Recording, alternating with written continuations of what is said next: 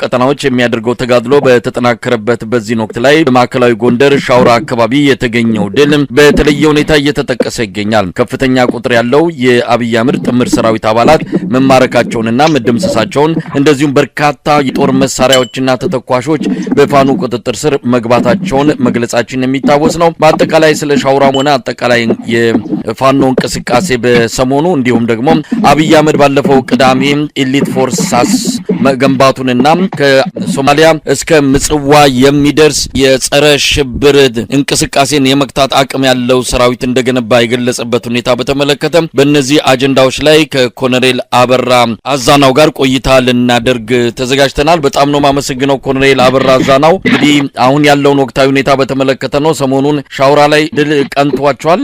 በርካታ የአገዛዙን ጥምር ሰራዊት አባላት እንደመታችሁ ነው የሚገለጸው። እስቲ የሻውራው ድል ከዛን ጀምርና ወደ ሌሎች ጉዳዮች ገባለሁ።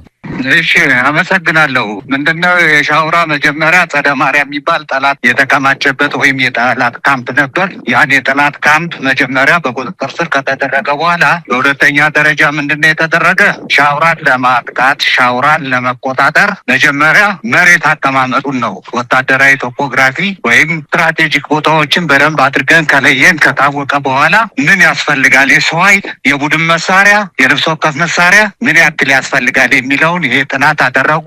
ይሄ ጥናት ከተደረገ በኋላ ቀጥታ በአራት አቅጣጫ ነው እንዲገባ የተደረገ። ጦሩ ልክ ከቀኑ 7 ሰዓት ጀምሮ እስከ ምሽቱ 12 ሰዓት ተኩል ነው ውጊያውን የተደረገው። በዚህ ውጊያ ላይ የቁም ምሽግ ከፍተኛ የሆኑ ይሄ ሞባይል ዲፌንስ የሚባል ወይም ስትሮንግ ሆል እንደሚለው አይነት አዘጋጅተው ነው የጠበቁት። በዚህ ላይ ሰራዊቱ ከፍተኛ የሆነ ድል በማስመዝገብ ወደፊት በመገስገስ እነኚህን ምሽጎች ሰባብሮ በጠላት ላይ ከፍተኛ ድል ተቀዳጀ። 12 ሰዓት ተኩል ላይ ውጊያው አለቀ። ከዛ በኋላ ህዝብን የማረጋጋት እኛንን አይዟችሁ ውጡ ምንም ችግር የለም ብለን ህዝቡን የማረጋጋት ስራ ነው ሲሰሩ የዋሉት ወንድሞቻችን። እንደ ኮሎኔል አበራ የሻውራ ድልን በተመለከተ እንግዲህ ሰሞኑንም ደብረ ታቦርን አጠቃላይ የደቡብ ጎንደር ቀጠናን ሙሉ በሙሉ ከመቆጣጠር ባሻገር በአንዳንዶቹ አስተዳደር ተክላችሁ እየመራችሁ እንዳለም ይታወቃል። የሻውራን ድል የተለየ የሚያደርገው ምንድነው?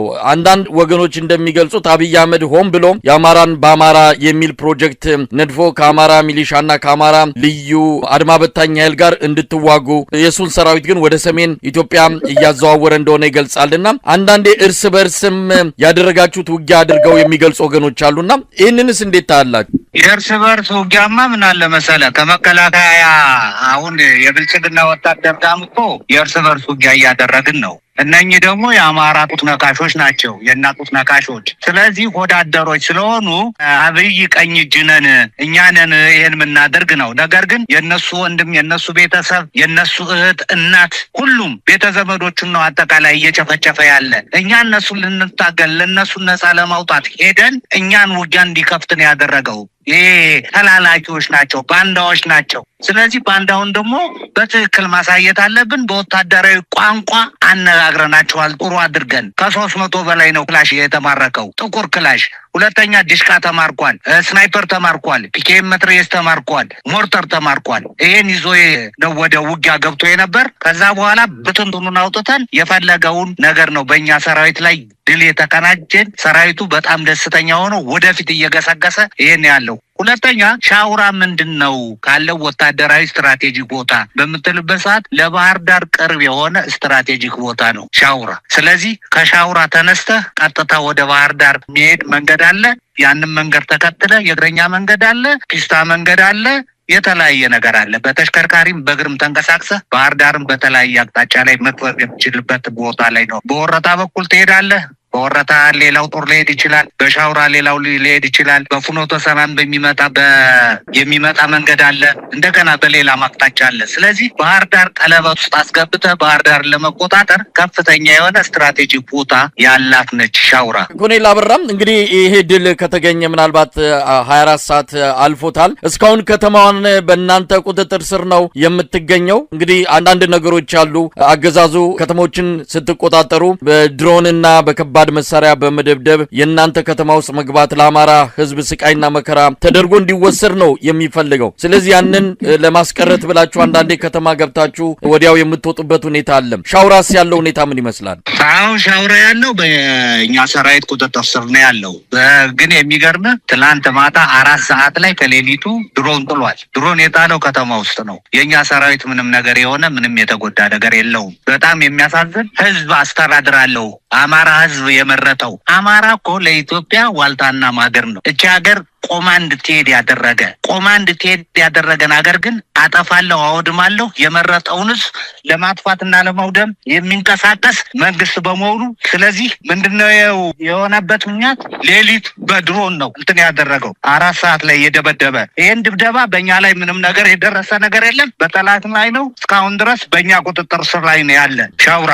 ኮሎኔል አበራ፣ ሌላው በአጠቃላይ በወቅታዊ ሁኔታ ላይ ምን አይነት የአውደ ውጊያ እንቅስቃሴዎች እየተደረጉ ነው የሚገኙት? በተለያዩ የጎንደር አካባቢዎች ሰሞኑን በተለየ ሁኔታ ነው እንግዲህ ጥቃቶች እየፈጸማችሁ የሚገኘውና አገዛዙ ደግሞ እኛ ሰራዊቱን አስወጥተናል፣ አሁን ወደ ሰሜን ትኩረት አድርገናል፣ ይህንን አጋጣሚ ጠብቀው ነው ፋኖዎች አንዳንዴ ያለ ተኩስ አንዳንዴ በትንሽ ውጊያ ከተሞችን እየተቆጣጠሩ የሚገኙት የሚል ከብልጽግና ደጋፊዎች አካባቢ ይሰማል። ለማንኛውም ወቅታዊ ሁኔታ ምን ይመስላል? በአጠቃላይ ብልጽግና እኮ ይኸውልህ አሁን ሁሌ የሚናገረው ነገር ፕሮፓጋንዳ ነው። ነግሬሃለሁ። ገና መጀመሪያ ሲጀምር ምንድነው ያለ? የአማራን ቀበቶ አስፈታለሁ ነው ያለ። ከዛ በኋላ እናንተ እንደምታውቁት የ2 ወር የወር ዕቅድ እያወጣ አሁን እንደመስሳለን፣ አሁን እንዲህ እናደርጋለን ምናምን እንላለን የሚል ሁኔታ ነው ሲያስቀምጥ ይኖራል። ነገር ግን የምነግርህ ነገር አሁን እነሱ አጠቃላይ አሁን ያላቸው በእኛ ላይ እንዲሆነናል ምክንያት ነው። ምንድነው የሚባል የእናቴ መቀነት ምን አለኝ የሚል ሁኔታ ላይ ነው እየተናገሩ ያሉት። እኛ በትንሽ ኃይል አይደለም ያለውን ኃይል ነው። አሁን ሻውራ ብታይ ከ300 400 በላይ ነው የሰው ኃይል የነበረው። ሁለተኛ ምሽጉን ስንሰብር 1 ሻለቃ ሙሉ ነው እንዳለ ያስቀረን። ስለዚህ የነበረው ትንሽ ኃይል ነው የሚለው ነገር ሌላ ነው። ወደዛ ሄዳለሁ ወደ ኤርትራ ውጊያ አደርጋለሁ የሚል ነገር ነው ያለው። በሁለተኛ ደረጃ አሁን ሲናገር ሰምተው እኮ በቀደም ዕለት ሐዋሳ በሄሊኮፕተር ኮማንዶና አየር ወለድን እያወረደ በገመድ ኤሊት ፎርስ ገንብቻለሁ ከሶማሌ እስከ ምጽዋ የሚል ነው። ሁለተኛ ዘመናዊ መሳሪያ ታጥቄያለሁ የሚል ነገር ነው ያስቀመጠ። በመሳሪያ ጋጋታ ማንም ያሸንፍ ሀገር የለም። እንደው ኮሎኔል አበራ ወደዛ እመጣለሁ። የሐዋሳውን ንግግር በተመለከተ እርሶም ከስርዓቱ ጋር የነበሩ እስከ ኮሎኔል ማዕረግ ደርሰው ከፍተኛ የወታደራዊ መስሪያ ቤትን ሲመሩ የነበሩ በመሆኑ ስለ ሰራዊቱ ቁመና በደንብ እንደሚነግሩን ተስፋ አድርጋለሁ። ነገር ግን አሁን ባለው የፋኖ እንቅስቃሴ ውስጥ በተለይ እናንተ ባላችሁበት አካባቢ ያለው የመንግስት መዋቅር ፖለቲካዊና ወታደራዊ መዋቅር ምን ይመስላል? ዳግም የሰሜኑን ውጊያ አድርገንም ይሁን ያንን የቤት ስራችንን ጨርሰን ተመልሰን ወደ አማራ ክልል መምጣታችን አይቀርም የሚል የመከላከያ አንዳንድ ሰዎችንም እንደዚሁ ቃል እየሰማን ያለ ነው። ስለዚህ ቁመናችሁ ምን ይመስላል? በአሁን ሰዓት ከተሞችን እያስተዳደራችሁ ነው፣ ውጊያዎችን እያደረጋችሁ ነው። ተቀናጅታችሁ በአጠቃላይ የፋኖን ትግል ወዴት እያመራ እንዳለ መግለጽ ይቻል ይሆን? በአሁኑ ወቅት ላይ ሆናችሁ? አዎ መግለጽ እንችላለን። በፊት ነገርኩ እንግዲህ ተለያይተን በነበርንበት ሰዓትም ብዙ ውጊያዎችን አድርገናል። ስለዚህ በዛም ከፍተኛ ድል ነበር ስናስመዘግብ ነበር። አሁን አንድ ከሆንን በኋላ ደግሞ ፖለቲካው በአንድ ነው የሚመራ፣ ሎጂስቲክስ በአንድ ነው የሚመራ፣ ትዕዛዝም የሚመራው በአንድ ነው። በአንድ በመሆኑ ከፍተኛ የሆነ ድል እያስመዘገብን ያለ። ሰራዊቱ አንድ በመሆናችን ከፍተኛ የሆነ ደስታ ነው ያለው። እንኳን ሰራዊቱ ህዝቡ፣ የአማራ ህዝብ አጠቃላይ አንድ በመሆናችን ከፍተኛ የሆነ ደስታ ኖሮ ከፍተኛ የሆነ መነሳሳት ነው ያለው። የሚያበላን የአማራ ህዝብ ነው። ሁሉን ነገር የሚገዛልን የአማራ ህዝብ ነው። የሚያስተኛን የአማራ ህዝብ ነው። መጠለያ የሚሰጠን የአማራ ህዝብ ነው። ስለዚህ ህዝብ ስለያዝን አሸናፊዎች ነን። የፈረሰ ሰራዊት ነው አጥሞ የቀረ ነው ብያለሁ። አሁንም አጥሞ የቀረ ነው ሰራዊቱ ብቻ ሳይሆን በጣም የሚገርም ካቢኔ አባል ሁሉ አጠቃላይ አሁን ደልጊ የሚባል ቦታ አለ። ሻውራ ሰራዊቱ ሲገባ እንዳለ ለቆ ማንም የለም ማንም። ስለዚህ እኛ ከህዝብ ጋር ነን። ህዝብ ይዘን ነው ውጊያዎችን እያደረግን ያለን። አሁን ሰራዊቱ የመዋጋት አቅሙ ከበፊት ከነበረው እጥፍ የበለጠበት ሁኔታ ነው። አመራሩ ራሱ በጣም ከፍተኛ የሆነ ተነሳሽነት አለው። እግረኛውም ተነሳሽነት ኖሮት ለዚህ ድል እየበቃን ያለን የሚል ነው። እንግዲህ የአማራ ፋኖ ብሔራዊ ንቅናቄ የምህረት አዋጅ አውጥቷል። እነዚህ ሚሊሻና አድማ በታኝ ለአብይ አህመድ አገዛዝ እድሜ መቀጠል በገዛ ወገናቸው ላይ የሚተኩሱት እንደው ይሄ እልቂት ከመምጣቱ በፊት እንደሰማሁት ሻውራ አካባቢ ጥሪ አድርጋችሁ ሽማግሌ ሁሉ ልካችሁ እንዳትተኩሱ እኛን ገላችሁም እጅ ስጡ ስትሏቸው እምቢ ብለው ነው እንግዲህ ወደ ውጊያ ገብተው ሽንፈት የተከናነቡት። አሁንስ ምንድነው መልእክታችሁ? እነዚህ ሰዎች ከአብይ አህመድ ጎን ተሰልፈው በእናንተ ላይ ነው በአማራ ህዝብ ላይ ነው እየተኮሱ ያሉትና መልእክት አላችሁ? አሁንም መልእክት አለን። አንደኛ ድርጅቱ የሰጣቸው የምህረት ጊዜ አለ 15 ቀን ተብሏል። ስለዚህ በዛ እንዲጠቀሙ ነው።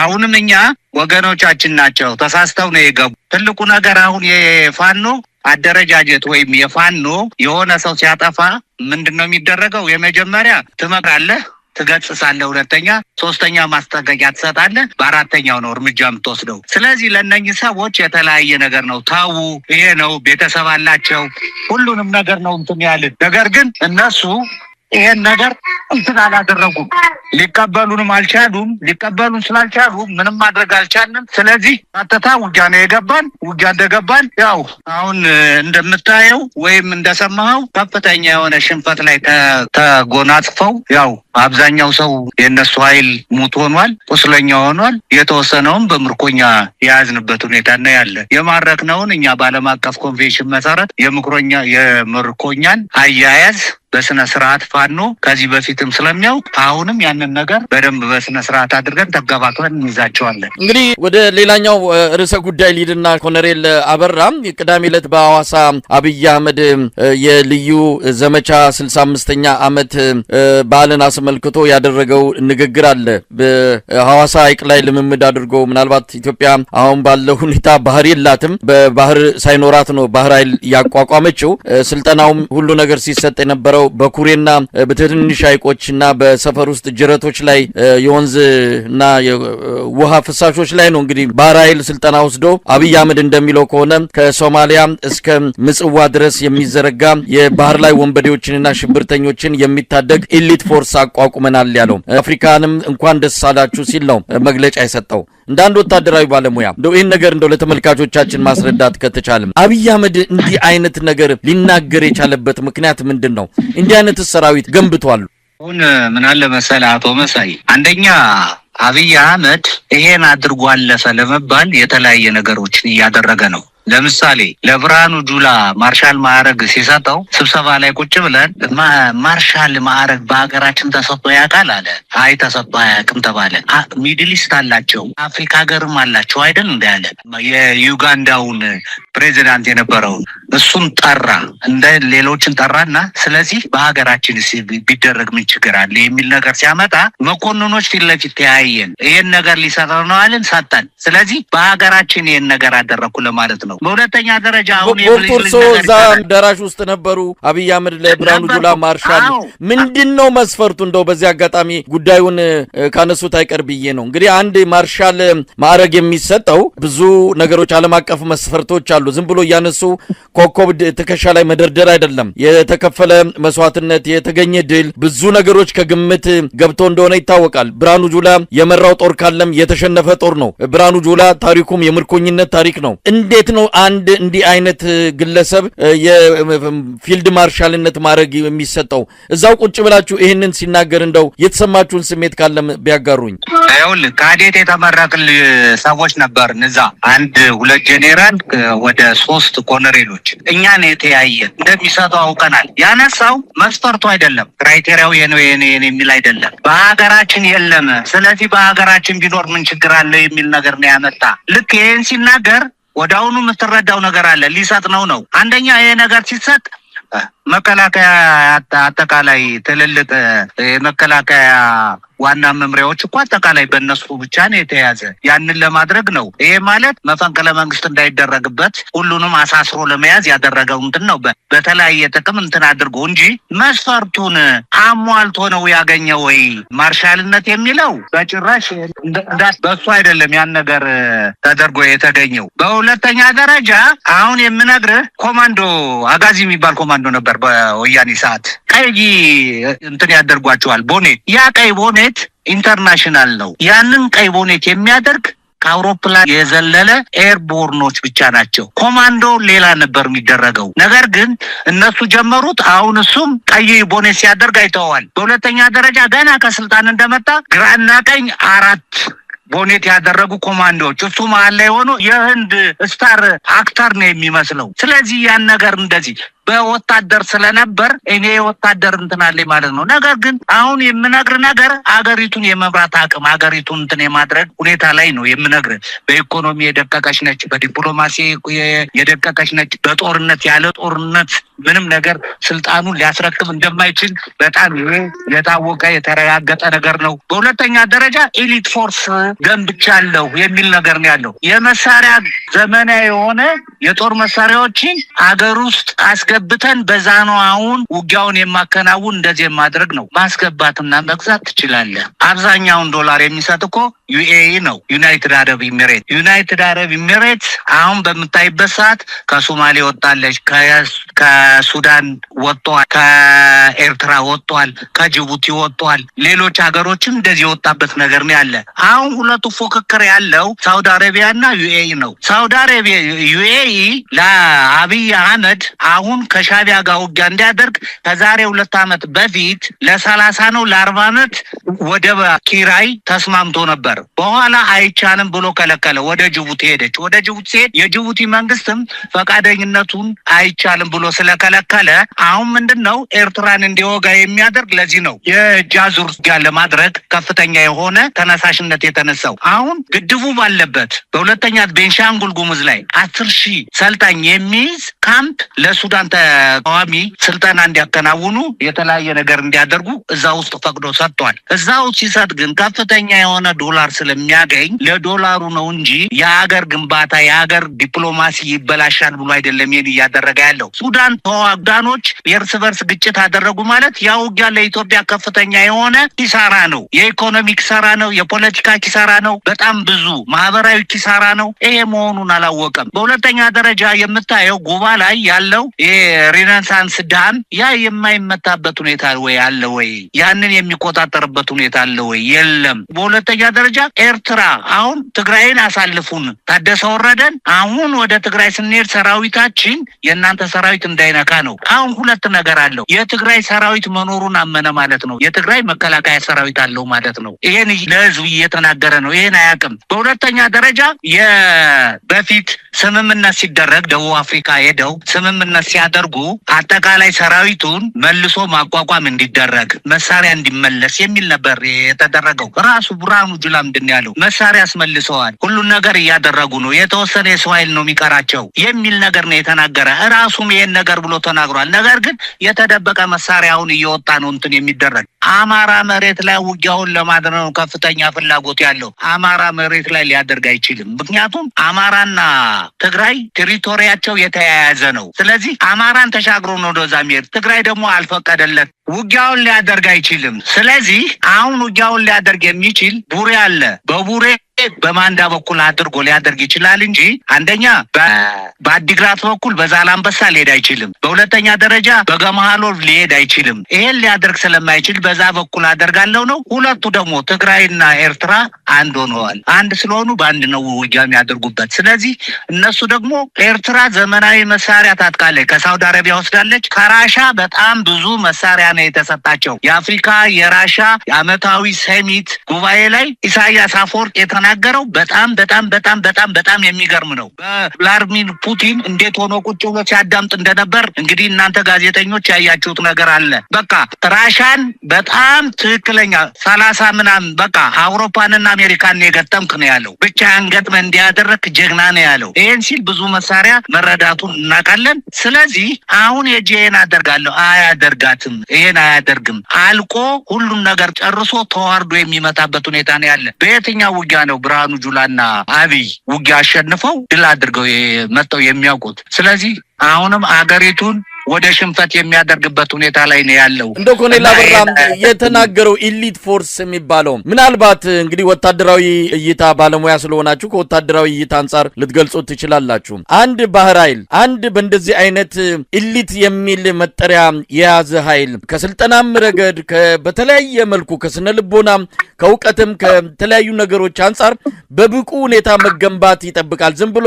የለብለብና ስሙን እየጠሩ በሰው ኃይል በብዛት ብቻ እና በቃላት ማስፈራራትና በእንዲህ አይነት መልኩ የሚባለውን ውጤት ማምጣት ይቻላል ወይ? ኢትዮጵያ ባላት ሁኔታ ይህንን ኃይል መገንባት አይደለም አብይ አህመድ አፍሪካውያንን ነው እንኳን ደስ አላችሁ ያለው። ነገር ግን የሚናገረው ሰራዊት እኮ ከዚህ በፊትም ኢሊት ሰራዊት ተቋቋመ ተብሎ ሰሜን ሸዋ ላይ በፋኖች ከፍተኛ እኮ ኪሳራ የደረሰበት እንደሆነ እናስታውሰዋለን። መገንባት ይቻላል ወይ? በኢትዮጵያ አቅም ባለው ሁኔታ ባህር ሳይኖር በቂ የሆነ ስልጠና ሳይሰጥ እንዲህ አይነት ኃይል አለኝ ብሎ ለአፍሪካ ጭምር እንኳን ደስ አላችሁ መልእክት ማስተላለፍ እውነት ምን ማለት? ይሄ እኮ ምን አለ መሰለህ ሰውየው በሚናገርበት ሰዓት ዝም ብለህ መስማት ነው። እንደ ነገር ልንገርህ፣ ውሻ ነከሰኝ ብለህ ውሻን አትነክስም። አንድ ሰው የተናገረ ብለህ አትናገረውም። ንቀህ የምታልፈው ነገር አለ። ብዙ ነገር በጣም ብዙ እስካሁን ድረስ ስንት ያልተባሉ ያልሆኑ ያልተደረጉ ነገሮች ነው ሲወራ።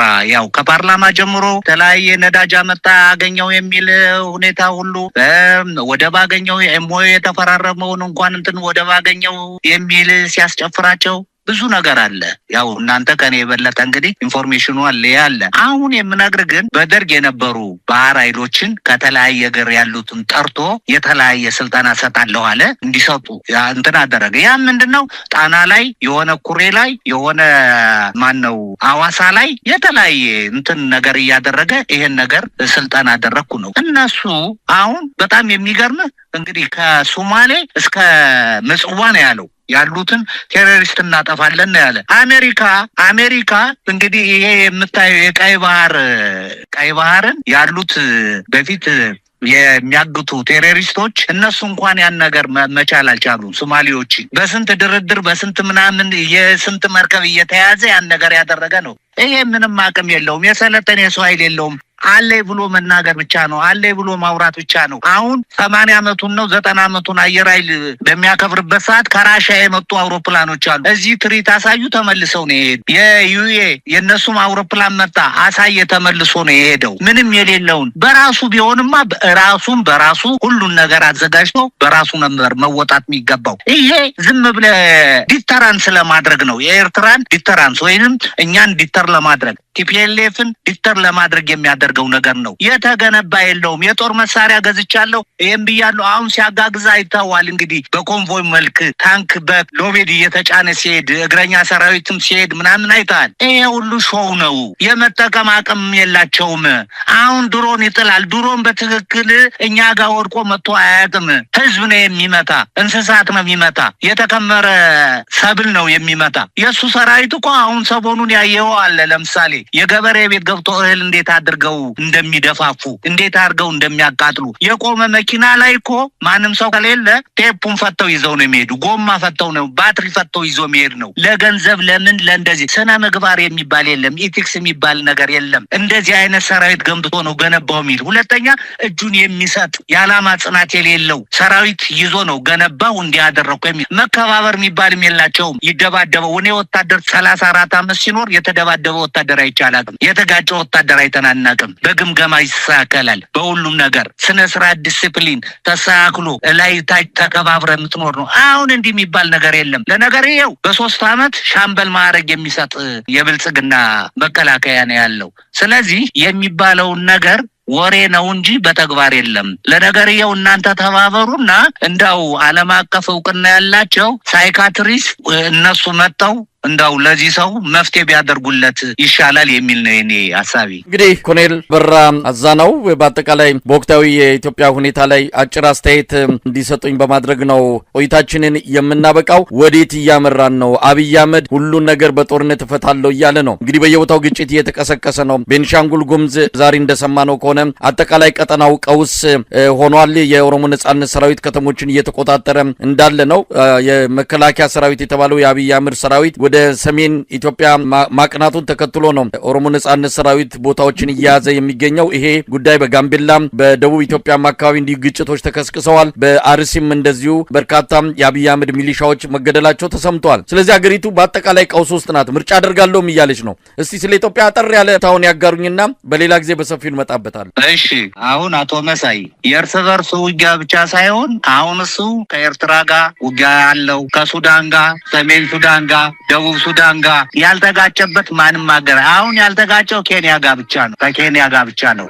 ከኬንያ ጋር በደንበር የአርብቶ አደሮች የተወሰነ ነገር ነበራቸው። ያንን በጋራ ስምምነት ላይ የተደረገ ነው። በሁሉም ሶማሌ ጋር ጦርነት ውጊያ ላይ ነው። ሰላም አስከባሪ የሚባል ነበር። አብይ የሚባል ቦታ ነበር። ወደ 4000 ምናምን የነበረ የሰው ኃይል ያም እንዲወጣ ተደርጓል። በሱ ዘመን ሶማሌ አሚሶንና ነና አሚሶን የሚባል ነበር። ያንንም እንዲወጣ ነው የተደረገው። አሁን የምታየው ግብጽ ገብታለች። በዛ ላይ ግብጽ እዛ ስትገባ ምን እያደረገች ነው የሚል ነገር እንኳን ይሄን እንትና አይገነዘብም፣ አያውቅም። እንዳትገባ ዲፕሎማሲ ስራ መስራት የተለያየ ነገር ማድረግ ነበረበት። ኬንያ ድረስ ሄዷል። አሁን ኬንያ ድረስ ሄደው የኬንያን የውሃ ተፋሰስ የተለያየ ነገር በስንት ቢሊዮን ብር ይሄን ነገር አደርጋለሁ ብሎ ከሩቶ ጋር ተፈራርመዋል። ይሄ ያለው ምንድነው? አሁን የምታየው ፖለቲካ ላይ ከፍተኛ የሆነ ዲፕሎማሲ ሁኔታው ላይ የተበለጠበት ሁኔታ ነው ያለው። አገሪቱን አድቋታል። አሁን ውጊያ ሊደረግ ወደዛ ጉዞ በሚያጋግዝበት ሰዓት ማንኛውም ሰው ገንዘብ እንዲያዋጣ